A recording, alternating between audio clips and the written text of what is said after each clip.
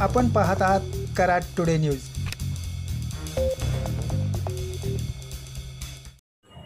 कराड दक्षिण विधानसभा मतदारसंघातील मतमोजणीच्या 5 फेऱ्या पूर्ण झाल्या असून आत्तापर्यंत 4,500 मतांनी महायुतीचे उमेदवार डॉक्टर अतुलभाऊ भोसले यांनी आघाडी घेतली आहे।